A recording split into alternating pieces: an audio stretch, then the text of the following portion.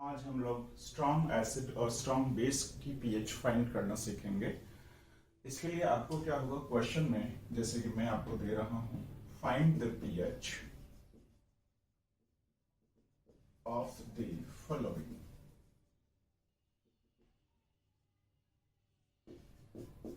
0.01 m H2SO4, B 0.01 m HCl, C 0.01 m NaOH।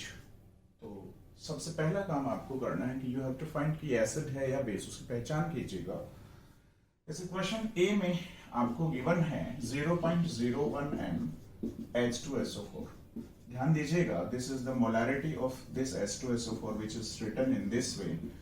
H2SO4 को square bracket में आप लिख सकते हैं या नॉर्मली मोलैरिटी लिख सकते हैं। Then it is given to you 0.01 m। ध्यान रखिएगा, अगर इस H2SO4 की मोलैरिटी इतनी है तो you can find the normality of this H2SO4।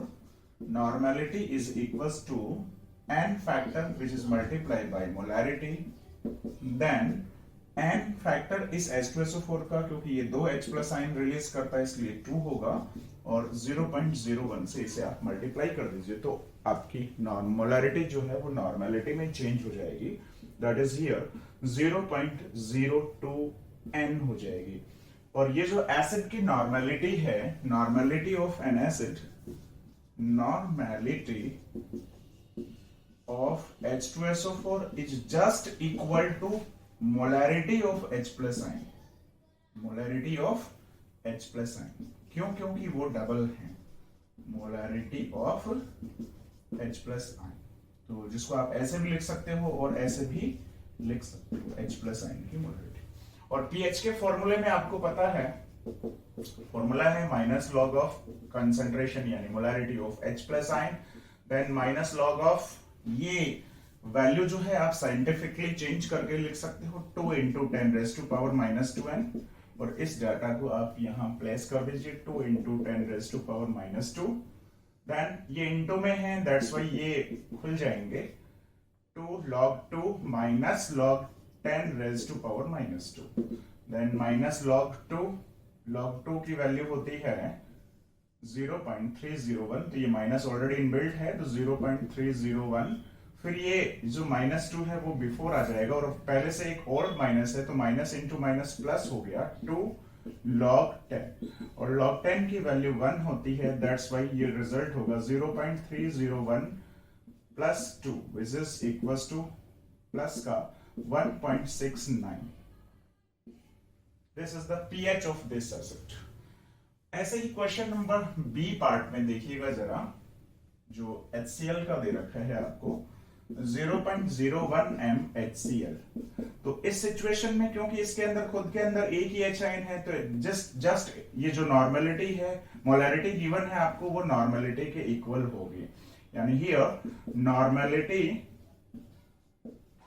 Is equals to 0.1 से मल्टीप्लाई करोगे, 1 फैक्टर तो मल्टीप्लाई करने की रिक्वायरमेंट ही नहीं है, जस्ट ये एज इट इज रहेगी आपकी, और it is equals to molarity of H positive ion. Then इसको आप साइंटिफिकली लिखना चाहें तो 10⁻⁻² करके लिख सकते हैं।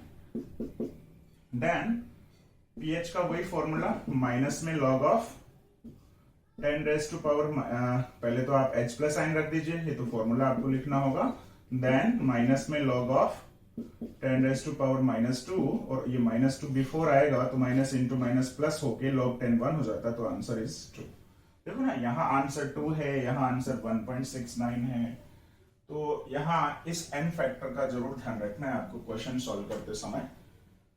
ऐसे ही क्वेश्चन सी में जरा ध्यान दीजिएगा, बेस के लिए अगर आप फाइंड करना चाहोगे तो बेस क्योंकि OH आयन रिलीज करता है सॉल्यूशन में, इसलिए 0.01 m NaOH। इसमें n फैक्टर इसका भी 1 है क्योंकि OH आयन इसके अंदर भी एक ही है, और n फैक्टर 1 है इसलिए नॉर्मेलिटी जो इसकी होगी दैट इज इक्वल्स टू 0.01 ही रहेगी, which is also equals to molarity of OH ion।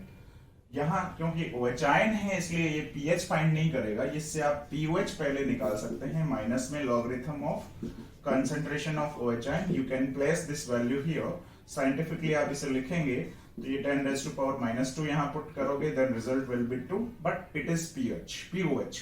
और you know very well the sum of pH and POH is equals to always 14. At 25 degrees Celsius, then you can find the pH 14 minus POH. Then put the value of POH here, then we get 14 minus 2, result will be 12. तो NaOH के लिए pH जो है 12 आएगी, ठीक है। तो इस तरह से आप स्ट्रॉन्ग एसिड और स्ट्रॉन्ग बेस के लिए पीएच जब आपको कंसंट्रेशंस गिवन होंगी तो डायरेक्टली इन्हीं कंसंट्रेशंस में थोड़ा सा एन फैक्टर का जरूर आप यूज लेना, बिना एन फैक्टर के करोगे तो क्वेश्चन में एरर आने के चांसेस